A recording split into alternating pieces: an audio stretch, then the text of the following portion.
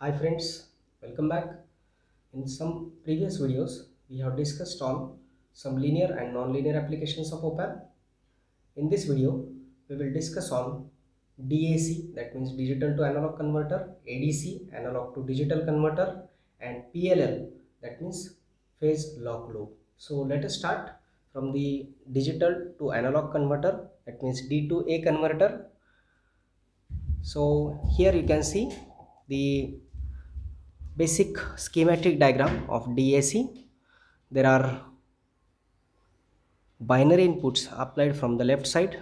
Here you can see 4 binary inputs are applied from B0 to B3. 4 bits are applied to the DAC and these are converted to analog signal output. So basically a DAC, that means digital to analog converter, is a circuit which converts binary digital input to the analog output, right? So DACs are used generally in the data acquisition system or instrumentation system to recover the original analog signal at the output end. We know the instrumentation system. There are some sensors, transducers which senses the physical quantity. It can be converted to, from analog to digital form using some ADC devices and can be given to the microcontroller or microprocessor. Then at the output side, again there are DACs which converts the output of microcontroller, which is in the form of digital signal, and that digital output is again converted into its original form, that means analog form. So DACs are used at the output side of an instrumentation system or data acquisition system.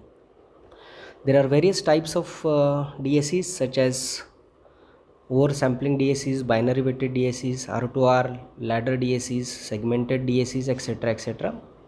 Let us see a simple circuit diagram of DAC using op-amp. As you can see here, this circuit diagram is a 4-bit DAC using op-amp, is basically a summing amplifier using 4 inputs. There are 4 inputs. The 4 inputs from VA to VD. VA, VB, VC and VD are the 4 inputs supplied.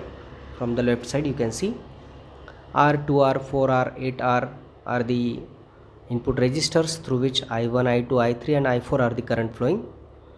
You can describe the circuit diagram in your own words, like feedback resistor RF is there through which IF is the current flowing. We have given certain names to these points. V1 is the voltage present at non-inverting terminal, V2 is the voltage at inverting input terminal, IB1, IB2 are the two bias currents as usual, okay, and output voltage is there. So we will analyze this circuit. So analysis will start from, let us apply KCL at point V2. You can see where is the point V2. Point V2 is the voltage present at this inverting input terminal. So apply KCL. So it can be seen that there are 4 branches through which incoming current is flowing and 2 branches are there through which outgoing currents are flowing. So if you apply KCL, you will get this equation: I1 plus I2 plus I3 is equal to IB2 plus IF. So IB2 is equal to 0 as ideal op-amp. Input bias currents are 0. So you will get this equation number 1. If you move further, we can convert this equation number 1 into voltage form. So instead of I1, I can write VA minus V2, as I1 is the current flowing from VA to V2 and it is flowing through R. Similarly, I2 can be replaced by VB minus V2 by 2R. I3 can be replaced by VC minus V2 by 4R. Then VD minus V2 divided by 8R. It is for the I4. Similarly, for IF I can write V2 minus VO divided by RF, because IF is the current flowing through RF from V2 to VO. Okay, so again we can apply the virtual ground concept. There are two concepts, virtual ground and virtual short. So virtual ground concept is the concept in which if non-inverting terminal of op-amp is grounded, the inverting terminal is also assumed as virtually grounded to get the delta VID, that means input difference voltage, equal to 0 for an ideal operational amplifier. Therefore, if V1 is equal to 0, V2 is also equal to 0. Keeping this value in equation, above equation, so you will get finally VO is equal to minus RF by R in bracket VA by 1 plus VB by 2 plus VC by 4 plus VD by 8. Okay. So if we consider RF is equal to R, then you will get this equation. So negative sign indicates the inverting configuration, and this VA, VB, VC and VD are nothing but these are indicating the values of 4 bits, that means from B0 to B3. That means VA is equal to bit 3, VB is equal to bit 2, VC is equal to this B1 and VD is equal to B0. If you keep the values of these bits, finally you will get the value of output voltage. So in this way, the 4-bit input signal, digital or binary input signal, is converted into the analog output voltage or analog output signal. If all the bits are applied to the inverting terminal, there will be negative sign at the output. If applied to the non-inverting terminal, there will not be any negative sign in the output. Let us move further. The another question can be asked in the exam. We are discussing non-linear applications of op-amp. This is again another applications of op-amp, ADC, that means analog to digital converter. So ADC is a circuit which convert analog signal to digital form. Digital means binary form. Here you can see the block diagram again. This is the schematic diagram in which the analog input signal is applied from left side, and at the output side you will get the 4-bit outputs from B0 to B3, LSB to MSB binary output. Okay. So as we have discussed that ADCs are used at the input side of data acquisition system or instrumentation system. DACs are used at the output side, whereas ADCs are used at the input side of the data acquisition system, because the sensors or transducers they senses the physical quantities like temperature, pressure, etc.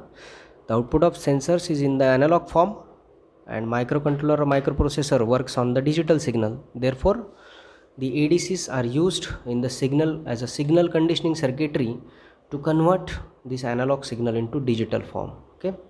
So this conversion will be done through different stages, like here you can see the analog signal, or which is called as continuous signal, is sensed by the sensors or transducers. That analog signal is sampled by using sampling circuit. Sampling is nothing but division into small portions. The input signal, which is analog signal, it is sampled and then it is quantized. That means comparison is done with the standard reference voltage. Then after quantization there will be encoding, means actual conversion or approximation to its highest value, rounding up to its highest value and converting to digital form, and then you will get the digital signal. So in the analog to digital conversion, a simple ADC,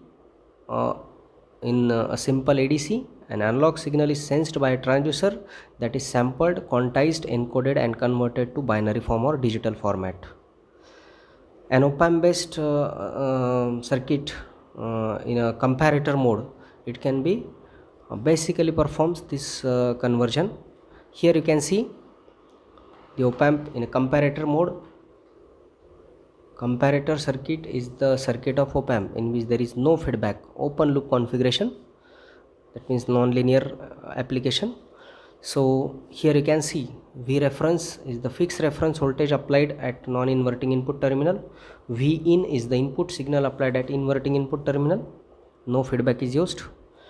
So when V in is greater than V reference, that means input signal is greater than reference voltage.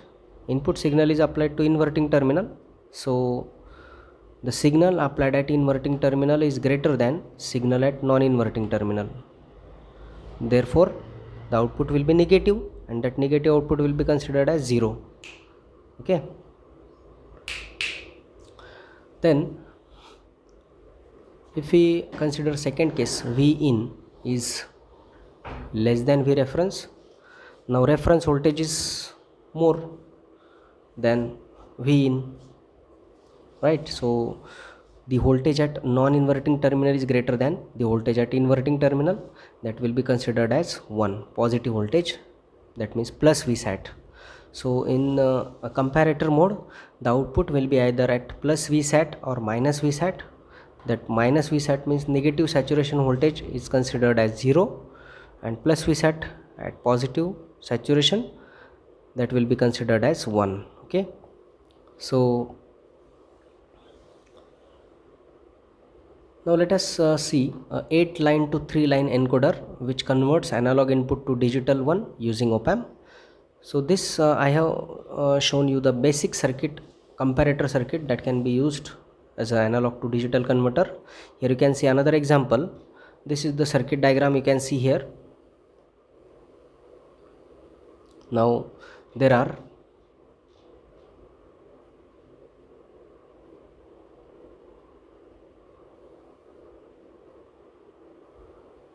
here you can see the analog input signal is applied from upper side. Here V in is applied.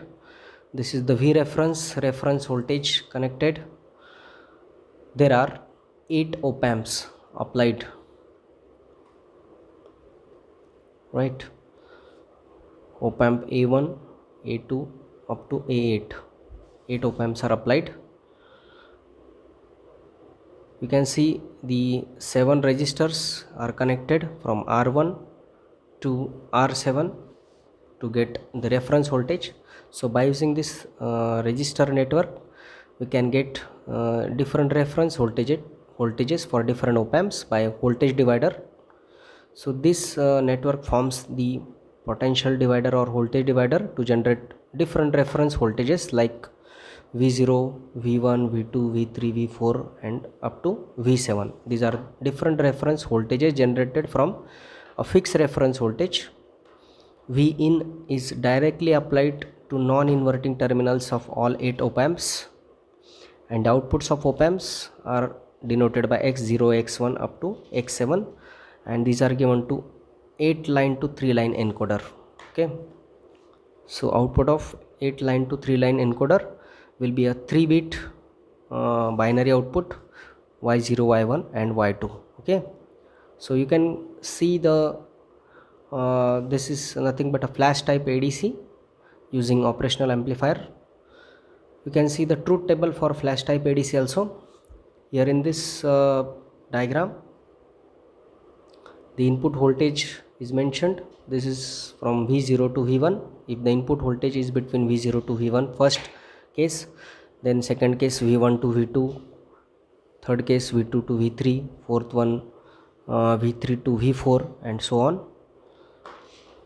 Here you can see the outputs, status of the outputs of op amp from X7 to X0 and the outputs Y0, Y2, Y1 and Y0. Okay, so if the input voltage, you can see the first case, if the input voltage is from V0 to V1,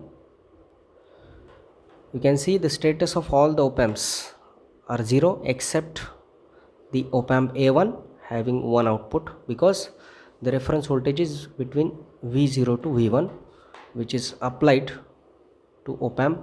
Here you can see which is applied to op amp A1. V0 is the reference voltage applied at inverting terminal of op amp A1. So X0 will be equal to 1, and the outputs of all the output of this 8 line to 3 line encoder, all the outputs are equal to 0. Okay, we can consider second case. If the input voltage is between V1 to V2, you can see V1 is the reference voltage applied to A2 and V2 is the reference voltage applied to A3. So X1 and X2, their output is 1 and you will get Y0 equal to 1. So if you go on changing the input voltages from V2 to V3, V3, V4 etc., so you will get the outputs from 0 0 0 to 1 1 1 like this. Okay, so from this is the truth table for flash type ADC. Using op-amp in a comparator mode, we can convert analog signal to digital one, which finds application in different areas like music recording, digital signal processing, rotary encoders, etc., etc. So this is what about in previous videos, and in this video we have finished the linear and non-linear applications of op-amp. Here we will switch to the next next point, that is phase lock loop. PLL is a phase lock loop. So we will start what is a PLL. Basically, phase lock loop is a closed loop system that generates an output signal whose phase and frequency is equal to the phase and frequency of the input signal. The PLL is a very important block in the linear system. It is useful in the communication systems such as radar, satellites, FM, frequency modulation, demodulation, etc., etc. So its basic application is to lock the frequency and phase of the output signal with that of input signal. That is the function of PLL. That means locking the frequency and phase of output signal with that of input signal. Okay, let us see the block diagram of PLL. Here it can be seen that in PLL there are three blocks. Block number 1 is a phase detector, then active low pass filter, and VCO stands for voltage controlled oscillator. Okay, these are the three important blocks in the PLL phase lock loop. Phi in and F in. Phi in is the phase of input signal, F in is the frequency of input signal. Similarly, phi out is the phase of output signal and F out is the frequency of output signal. And there is a feedback. Output of VCO is given as the input to the phase detector. Okay,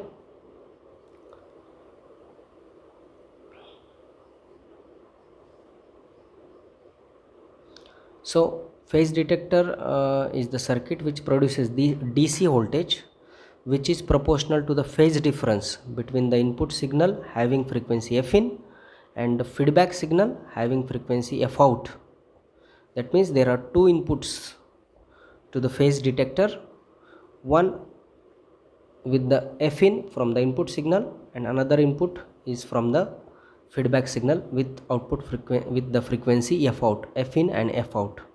Okay, so this phase detector will determine the difference or error between F in and F out, and that will be applied to the phase detector. Phase detector is basically a multiplier. It produces two frequency components at its output.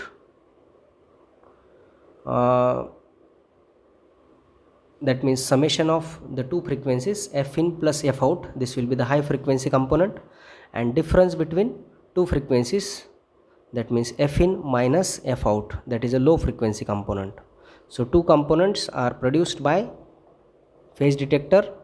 Number 1 will be the high frequency component F in plus F out, and another component will be low frequency component F in minus F out. So this output is applied to the low pass filter. So active low pass filter will pass only the it is a low pass filter. That means its name indicates that it will pass the low frequency signal, low frequency DC component. So DC voltage at its output, it will eliminate the high frequency component present in the output of phase detector. That means F in plus F out, that was the high frequency component, it will be eliminated by this active filter, and only low frequency component F in minus F out will be passed as it is a low pass filter. Okay, so this output is given to the VCO. VCO is called as a voltage controlled oscillator. Basically a VCO, it is nothing but a free running multi vibrator. Free running means when no input signal is applied, it will act as a free running multi vibrator. Free running means without any input it will generate the output like an unstable multi vibrator, and the frequency generated by VCO in this mode is called as a free running frequency. Without any input, VCO generates the output signal. That signal frequency will be called as free running frequency. Okay, so VCO is basically a free running multivibrator which operates at a set frequency FO, and that frequency is called as free running frequency. And this frequency is determined by an external timing capacitor and an external resistor. The output frequency of VCO depends on the externally connected component R and C. Those components are called as timing capacitor and timing resistor. Okay, so VCO takes the input signal from low pass filter and it will generate the output signal.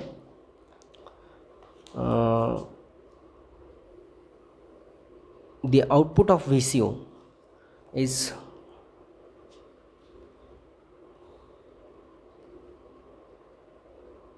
again given back to the input. So this VCO, this PLL works in three modes: free running mode, capture mode and lock mode. Okay, initially when there is no any input signal is applied, PLL operates in free running mode.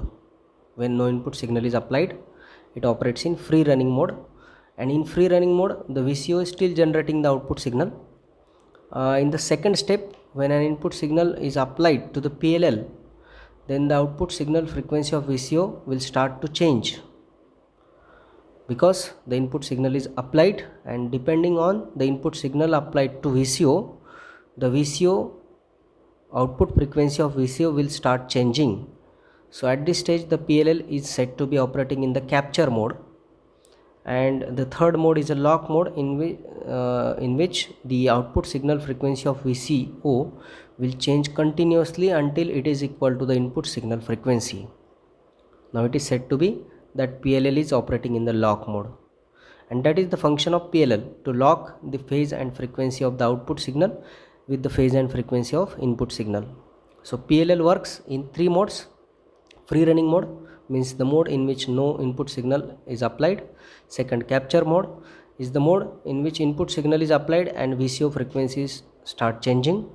And third mode is lock mode, in which the phase and frequency of output signal is equal to the phase and frequency of input signal. Okay, so very popular example is FM. In frequency modulation, FM, at the receiving side we start increasing the frequency, and we can get the signal. For example, if it is 98.3, so up to 98.3, and if we are at suppose 97, so we will start increasing the frequency, tuning the station.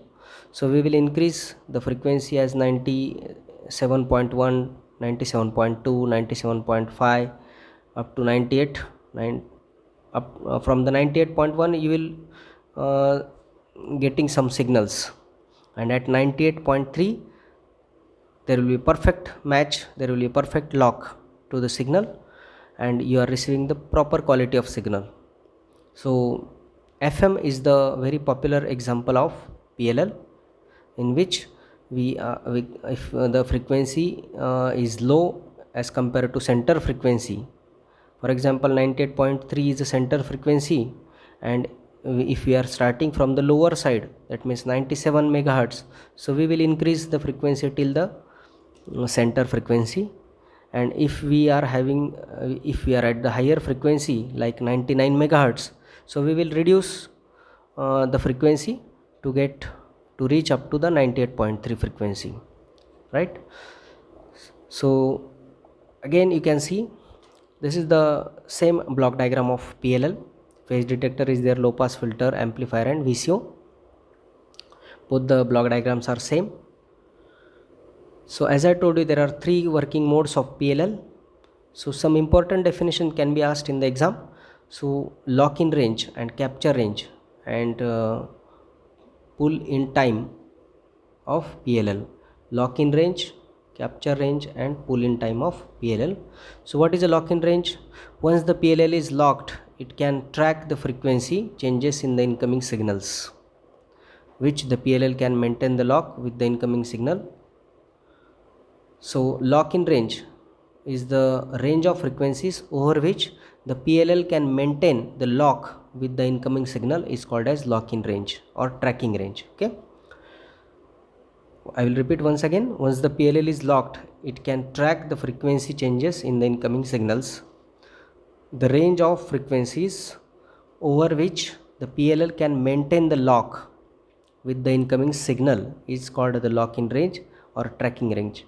Okay, so unless and until you are getting the signals, for example in FM you are getting the signal from 98.3 FM, and again you are changing the frequency, so the range of frequencies over which you are getting the good quality of signal, that is called as a lock range. Okay, similarly capture range, the range of frequency over which PLL can acquire the lock with an input signal is called as capture range. This parameter is also expressed as a percentage of FO.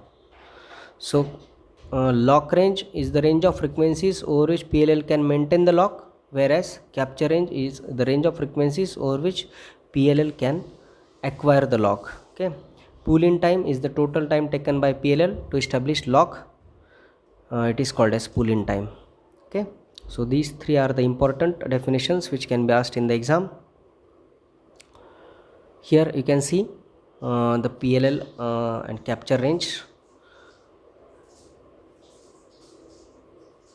So VCO control voltage is on y axis, and on x axis there is a frequency Fs. Okay, this is the center frequency FO, output frequency.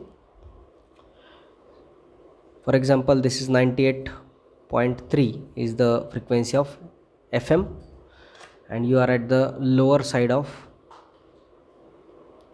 center frequency, so you will start increasing the frequency from lower side. You will come to this point, that is lower edge of capture range. You will get some signals starting from suppose 98.1 or 98.2, and you will get the clear signals at 98.3. Similarly, if you cross this center frequency, you will get the signals up to 98.4 or 5, that will be called as upper edge of capture range. So you will get some signals in this range, within this range. This is called as lower edge of capture range, this is called as upper edge of capture range. Okay, and this in between this there is a center frequency at which you are getting the clear signals. Okay, IC is used as a PLL IC, that can be discussed in the next video. So up to this video, that's all. Thank you.